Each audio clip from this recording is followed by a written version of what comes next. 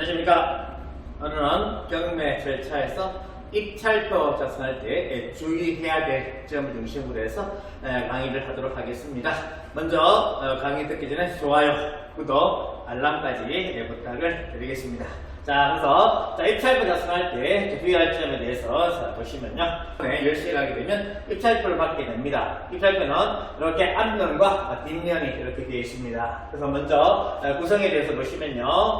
사건 번호를 이렇게 적게 되어 있습니다. 그리고 본인 칸이 있고 대리인 칸이 있습니다. 이 본인은 이 물건에 대해서 소유권자로 할 사람을 우리 본인이라고 하고요. 대리인은 본인이 입찰해야 되는데 못 가가지고 대신 보낸 사람, 이 사람을 대리인이라 합니다. 그리고 입찰 금액 적는 칸이 있고요. 그리고 보전 금액 적는 칸이 있습니다. 그리고 보전금 반환받았다 하는 그 내용이 있고요. 현금 자기약속표, 보증서 이렇게 체크하는 칸이 있습니다. 그리고 뒷면에 보시면 이렇게 위임장이 있습니다. 그래서 하신 분 대리인이라 하고요. 그 다음에 본인은 여기 적으시면 되는데요. 반드시 인감도장을 찍게 되어 있다는 거 체크하시면 되겠습니다. 그래서 자, 이것을 기록할 때 우리가 가장 주의해야 될 것이 딱 두 가지가 있습니다. 자, 그래서 첫째 뭐를 보시는가 하면요. 사건 번호 적는 이것이 굉장히 중요한데요. 이 사건 번호 적을 때 사건 번호를 잘못 적게 되면 보전금을 몰수당하는 사항이 발생하게 됩니다. 우리가 경매를 하는 것은 또 돈을 벌기 위해서 하게 되는데 이 보전금을 날리게 되면 그 안타까운 사항이 간혹 발생하게 되는데요. 우리가 이런 사항들을 발생하지 않게 해서 주의를 해야 되겠습니다. 자, 그래서 이 사건 번호 기재할 때 꼭 확인을 해야 되는 것이 뭔가 보시면요. 우리가 기본적으로 보전금을 입찰 무효가 돼가지고 받는 경우가 있고요. 그러니까 보전금을 몰수당하는 이런 사항이 있습니다. 자, 그래서 어떻게 되는가 하면요. 자, 우리가 두 개의 물건이 있다고 보시면요. 자, 1억짜리 같으면 최저 입찰 금액이 1억입니다. 사건 번호가 이렇게 되어 있고요. 그리고 입찰 조건은 기본적으로 1억 이상 무조건 적어야 됩니다. 그리고 보전금은 최저 입찰 금액의 10% 해가지고 이렇게 1,000만원 넣어야 됩니다. 이 1,000만원 이상 넣어야 되지 1,000만원보다 적게 내게 되면 무효가 된다라고 보시면 되겠습니다. 그리고 2억짜리 최저 입찰 금액 2억이면 가장 사건 번호가 이렇게 되어 있고요. 입찰 조건은 기본적으로 무조건 2억 이상을 적어야 됩니다. 2억 미만 적었을 때는 무효가 되고요. 그리고 보전금은 반드시 요 최저 입찰 금액의 10% 이상을 넣으시면 되겠습니다. 만약에 이 보전금을요, 뭐 2억 다 넣고 할 수도 있는데요. 옛날에는 이렇게 하게 되면 우리 판사님이 2억의 매각허가 결정에 대한 확정을 하게 되면 결국 이 소유권자로 인정을 해줬어요. 근데 지금은 이렇게 안 해줍니다. 이 보전금 이상을 넣게 되면 나머지 금액은 찾아가라 라고 합니다. 그러면 또 찾으려고 그러면 또 절차를 거쳐야 되니까 웬만하면 그냥 보전 금액만 넣으시고 입찰서 작성하시면 되겠습니다. 자, 그래서 이 물건을 입찰하러 갔습니다. 그러면 기본적으로 이렇게 하겠죠. 1억 2천 적으시고 보전금 1,000만원 넣었습니다. 그런데 사건 번호를 잘못 적어가지고 이것을 적어냈다는 거예요. 그렇게 되면 입찰 조건이 어떻게 됩니까? 2억 이상의 보전금 2,000만원 아니겠습니까? 결국 이 조건에 만족을 못하게 되죠. 이런 경우는 결국 입찰 조건에 만족 못했기 때문에 무효가 돼가지고 보전금은 반환받을 수가 있습니다. 그런데 자, 이 물건을 입찰로 갔어요. 그런데 사건 번호를 이것을 적어야 되는데 잘못 적어서 이것을 적는 그런 실수를 했다는 겁니다. 이런 경우에 자, 기본적으로 입찰 금액 2억 4천, 보전금 2천만원 해서 이렇게 입찰 작성했다는 겁니다. 그러면 이 조건에 보면 어떻습니까? 다 만족을 하게 되죠. 그래서 1억짜리 물건을 2억 4천에 입찰하는 이런 실수를 범했다는 거예요. 이런 경우는 어떻게 되겠습니까? 결국 완납을 할 수 있는 사항이 안 되겠죠. 왜 1억짜리를 2억 4천에 매입을 했는데 그 이유는 큰 실수를 한 거 아니겠습니까? 그래서 이런 경우는 결국 보전금 1,000만원 요 금액만 몰수당합니다. 그래서 1,000만원을 손해보는 것이 낫지 2억 4천을 완납하는 이것은 불합리하다는 거예요. 그래서 보전금 1,000만 원을 몰수당하는 이런 사항이 발생을 하게 된다는 겁니다. 자, 그래서 이 사건 번호 적는 것이 굉장히 중요합니다. 그래서 저는 저번에 가면 있지 않습니까? 이 정보지에서 한 장에 금일 진행되는 물건에 대해서 쭉 나열을 해가지고 용지를 내주는 그런 경우가 있습니다. 그것을 보고 절대로 입찰서를 작성하지 말라고 말씀드립니다. 왜 그런가 하면 한 장이 되어 있으면 사건 번호를 잘못 적는, 이렇게 여기서 시작해서 밑으로 한가 내려가 버리면 다른 사건 번호를 적는 이런 상황이 된다는 거예요. 자, 그래서 반드시 구독션이나 지지 옵션에 한 장을 프린트해서 사건 번호가 하나만 나와 있는 그것을 가지고 가서 적으시는 것이 제일 좋다라고 보시면 되겠습니다. 그래서 사건 번호 적는 거 신중하게 작성을 하셔서 절대 실수하지 마시길 바라고요. 이 사례를 직접 보시면요. 자, 이분이 이 아파트를 입찰하러 갔습니다. 그래서 이 입찰 조건이 보면 어떻습니까? 최저 금액이 9천만 원이니까 9천만 원 이상을 적으시면 되고 보전금은 900만 원 이상을 내시면 되는 거죠. 그래서 이 사건을 입찰하러 갔는데 잘못 기재해가지고 이 사건의 사건 번호를 기록하시는 겁니다. 그러게 되면 이것은 임야면서 어떻습니까? 지분 매각이면서 보전금이 얼마? 이날 진행된 것이 1,000만 원이니까 약 170만 원 정도 이렇게 보전금을 넣으시면 됐던 거예요. 그런데 이 사건 번호를 적지 않고 이 사건 번호를 적다 보니까 결국 이 조건에 다 만족을 하게 되죠. 왜? 이것은 1,000만 원 이상 쓰면 되고 1,071만 원 5천 원이죠. 이상 쓰시면 되고 보전금은 여기다 10%만 냈으면 됐습니다. 그래서 이분이 결국 9천 몇백을 쓰신 거고 그 다음에 보전금도 9천만 원 이상을 넣었으니까 이 조건에 다 만족을 하더라는 겁니다. 그래서 이분이 보전금을 몰수당하는 이런 사례가 있었어요. 이 물건이 제가 입찰했던 물건인데 나름대로 굉장히 묘지가 잘 돼 있던 그런 사건이었어요. 그래서 이것을 낙찰받기 위해서 이렇게 입찰 금액을 적어냈었는데요. 제가 적은 금액이 1,511만 원입니다. 근데 이분이 얼마? 9,300을 이렇게 적으신 거예요. 그래서 결국 이분 같은 경우는 무효가 되었죠. 근데 저는 2등이 되어가지고 결국 이렇게 제가 처음에 이 사건을 입찰하고 나서 이 발표를 하는데 이 1,000만 원짜리인데 이 9,300을 적었다는 이런 소리가 들려가지고 제가 깜짝 놀랐습니다. 그래가지고 제가 쫓아나갔죠. 쫓아나가서 보니까 실제로 9,300을 이분이 적으신 거예요. 그래서 제가 이분이 나올 때까지 기다렸습니다. 우리가 최고가면 신고이 되게 되면 신상에 대해서 기록하고 나서 최고가면 신고이 되었으니까 보전금을 보관하고 있다는 영수증을 발급해줘요. 그것을 가지고 나올 때 제가 이분을 만나러 갔습니다. 아니 사장님, 젊으신 분이신데 아니 사장님 어떻게 1,000만 원짜리를 9천만 원, 9,300을 적으셨습니까? 라고 하니까 이분이 하시는 말씀이 사건 번호를 잘못 적었습니다. 하는 거예요. 그래서 하시는 말씀, 차순위 신청하시지요. 라고 하는 거예요. 제가 그 말을 들을 때 좀 화가 났습니다. 이분이 경매를 잘 모르시고 초보자였던 것 같아요. 모르시면서도 경매 입찰을 했던 것 같아요. 왜? 차순위 차액이 되지 않았습니까? 차순위는 1등 금액 빼기 이 내 금액을 넣어가지고 차액이 보전금보다 10%는 100만원, 100만 7만원 정도 되죠. 그 금액 차익이 결국 요 100만원도 적어야 되는데 차익이 뭐 거의 한 8천만원 나는데 어떻게 차순위 신청할 수 있겠습니까? 그래서 제가 화가 나서 좀 굉장히 분을 삭혔던 그런 기록이 사건이 있었습니다. 그래서 사건 번호 적는 것이 굉장히 중요하다는 거 잘 적어야 되지 잘못 적으면 보전금 이렇게 몰수당하는 사례가 발생한다는 것을 꼭 기억을 하셔야 되겠습니다. 자, 그래서 사건 번호를 정확하게 기록을 하셔야 된다는 거 꼭 명심을 하셔야 되겠습니다. 그리고 두 번째로 입찰 금액을 적을 때가 굉장히 주의해야 됩니다. 입찰 금액을 적을 때, 자 5번에 보시면요, 입찰 금액은 수정할 수 없으므로 수정을 요하는 때에는 새 용지를 사용하십시오 라고 이렇게 적혀 있습니다.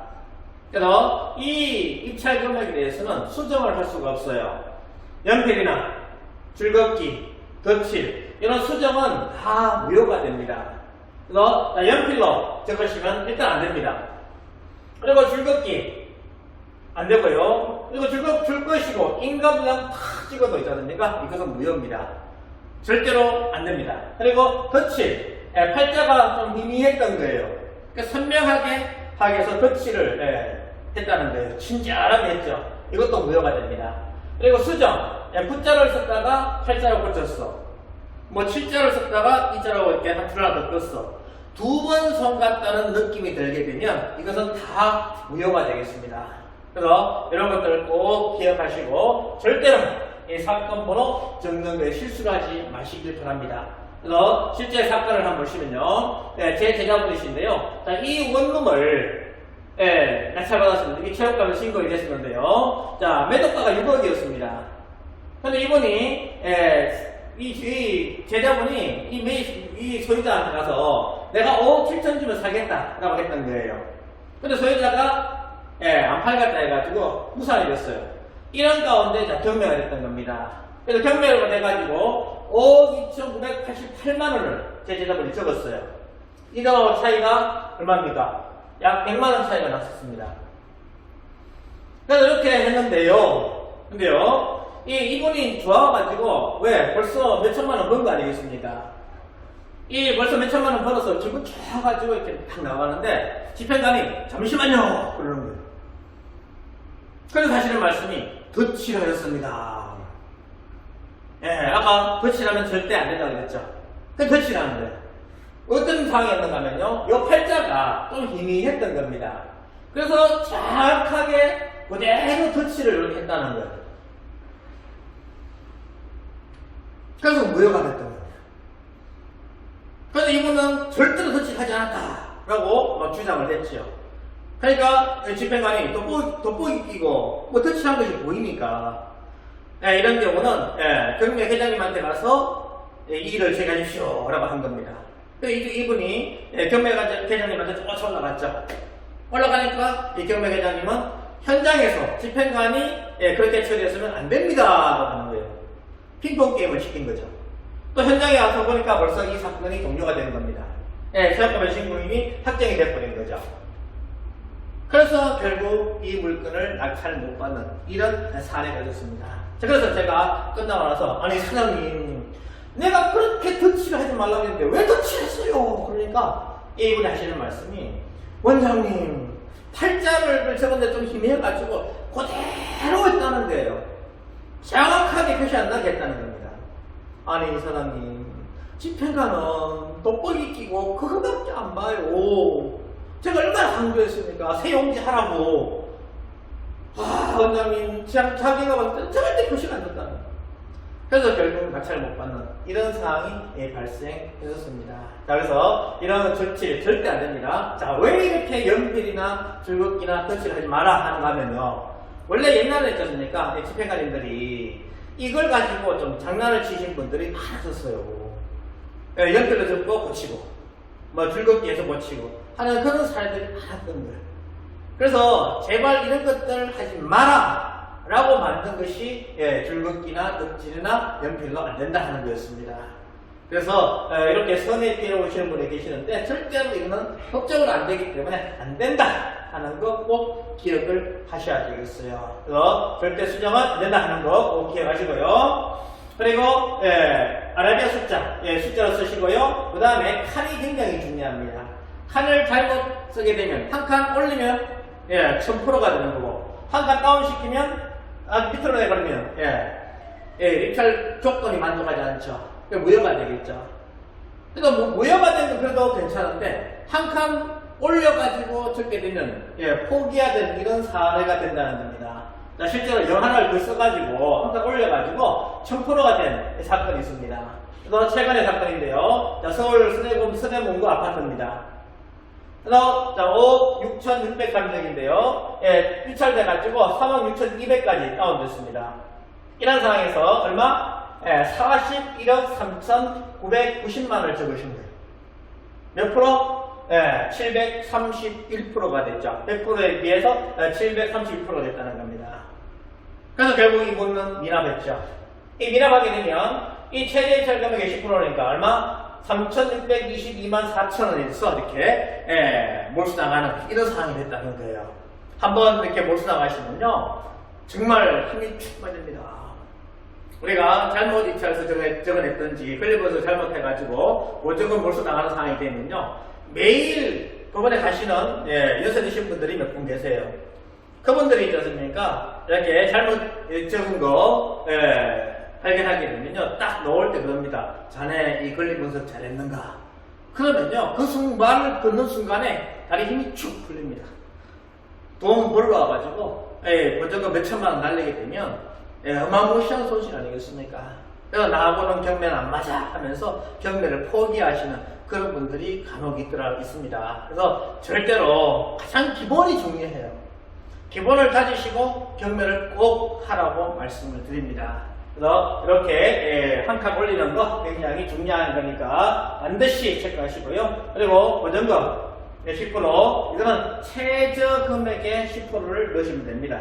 적고요 넣으시면 되는데 자 대구 경북은 우리가 100% 했다 1차 100% 2차는 70% 49% 전회차 금액에 0.7을 곱하면 됩니다. 이런 식으로 70% 진행됩니다. 근데 서울이나 부산 같은 경우는 20%씩 다운돼요.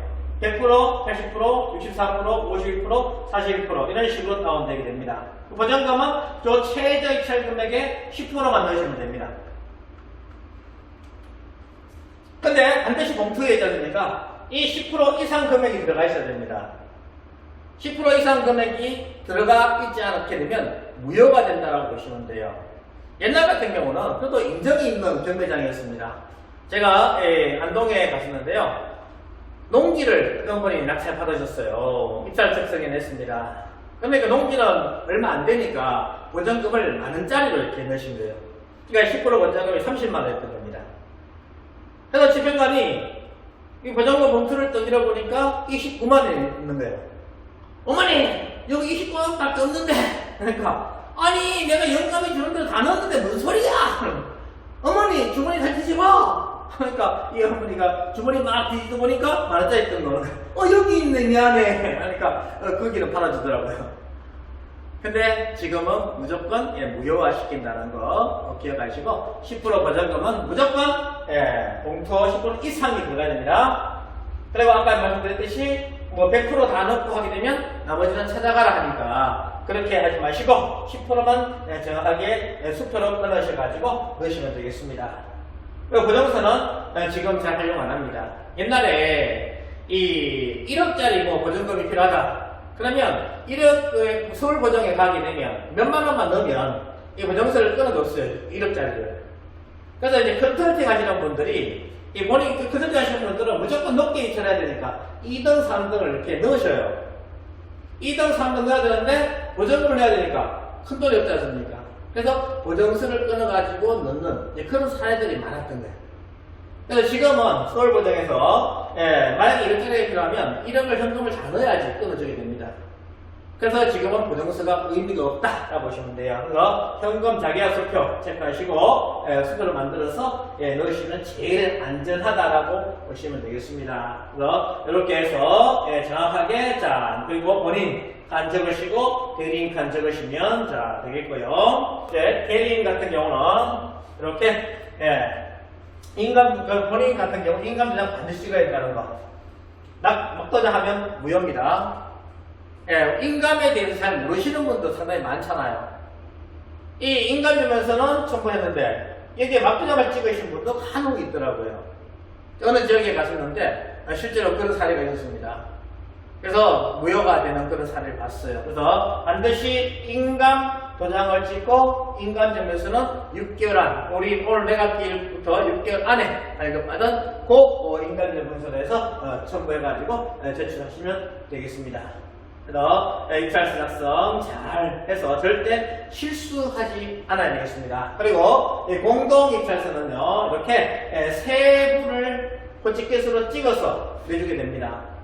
우리가 부부 공동명의나 아니면 공동 투자할 때 공동 입찰서 주세요 하게 되면 요 서류를 주는 거예요. 서류를 주면서 오늘 안 오신 분이 몇 분이십니까? 물어요. 그 3명입니다. 그러면 위임장이 3부가 필요한 겁니다. 위임장을 이렇게 3부를 만들어서 내야 돼요. 지금은 위임장에다가 밑에다가 이름을 적게 되어 있는데, 얘는 옛날에는 한 장씩 이렇게 작성이 되어 있었습니다. 그래서 위임장을 반드시 안 가신 분들은 작성해서 내시면 되겠고요. 자, 그리고 본인칸이 지금 어떻습니까? 뭐 적게 되어 있죠? 본인 칸은 적이 안 됐습니다. 그리고 가신 분 중에 대리인에서 한 분 이름 적으시면 되고요. 입찰자에는 가신 분들 다 적으시면 됩니다. 그리고 공동입찰 신고서는 대리인 가신 분 있죠? 대리인분에서 적으시면 되고요. 그 다음에 요거 공동입찰자 목록이 있습니다. 여기에 개인 신상을 적으시고요. 지분을 적을 때는 정확하게 적어야 됩니다. 만약에 지분을 1억짜리 물건에 A는 4천만원, B는 3천만원, C는 2천만원, D는 1천만원을 투자했어요. 그럼 지분의 10분의 4, 10분의 3, 10분의 2, 10분의 1이 되겠죠. 근데 이 지분을 안 적었어, 빠뜨리고. 그러면 미국에서는요, 각 4분의 1씩 등기가 됩니다. 각 4분의 1씩 등기가 돼요. 그래서 지분을 정확하게 적으라 하는 거 꼭 말씀을 드립니다. 그리고 이 3분은 반드시 간인을 이렇게 하셔야 됩니다. 간인을 해야 됩니다. 안 하면 무용을 시키더라고요. 간인을 반드시 해야 된다 하는 거 꼭 기억을 하시고요. 그리고 위임장 가시면 적어내시면 되겠습니다. 그래서 공동입찰서는 일반 우리 개인 입찰하고 다르다 하는 거 꼭 기억을 하셔서, 모르시면 앞에 나가셔가지고 직원이 있지 않습니까? 직원한테 상세하게 물으면 답해주니까 잘 물어보시고 하시면 되겠습니다. 그래서 입찰 작성 절대 실수하지 말자 하는 거 꼭 말씀을 드려요. 그래서 저는 지금도 있지 않습니까? 입찰 작성할 때는 다 작성을 하고 봉투에 넣을 때 먼저 사진을 다 찍습니다. 사진을 찍고요, 넣습니다. 그리고 함에 제출할 때 11시 10분까지 제출하게 되는데, 제출하기 전에 다시 한번 꺼내가지고 확인합니다. 서류가 정확하게 들어갔는지, 빠진 게 없는지, 아니면 또 기록을 잘못했는지, 이런 것들에 대해서 하나씩 체크를 해요. 그리고 제출합니다. 제출하고 나서 다시 또 사진 찍은 것을 다시 한번 확인해요. 이걸 발견하게 되면 이렇게 여러 가지 대출 방법을 찾게 됩니다. 그런 것들은 수업 시간에 이야기하도록 할게요. 그래서 이렇게 확인 또 확인, 3번의 확인을 반드시 하라고 말씀드려요. 우리가 운전 연습을 할 때 보면 연습할 때는 크게 사고 안 나죠. 근데 이제 끝나고 나서 이제 운전을 하다 보니까 이제 숙달이 좀 됐어. 전문가다 싶은 그런 생각 딱 들 때 있잖습니까? 그때 대형 사고가 터지게 됩니다. 경매도 마찬가지입니다. 우리가 이 긴장의 혈기를 푸는 순간에 그때 대형 사고가 터져요. 우리 경매에서 대형 사고는 10% 보전금 몰수당하는, 이것이 큰 사고 아니겠습니까?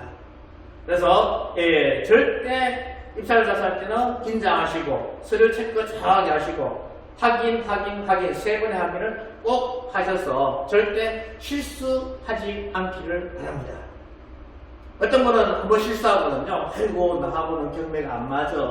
아이고, 경매 쉽다고 해서 남들 돈 벌었다 해서 했는데, 아이고, 하면서 한탄하시는 분이 한탄하시면서 경매를 안 하시는 분도 계시는데, 절대 그렇게 하지 마시고 꼭 확인해서 실수를 줄여가시는 그런 투자자가 되었으면 좋겠습니다. 자, 오늘 입찰서 작성에 대해서 강의를 하였습니다. 잘 들으시고요. 도움이 되셨다면 좋아요, 구독, 알람까지 부탁을 드리겠습니다. 오늘은 이것으로 마무리 짓도록 하겠습니다. 수고하셨습니다.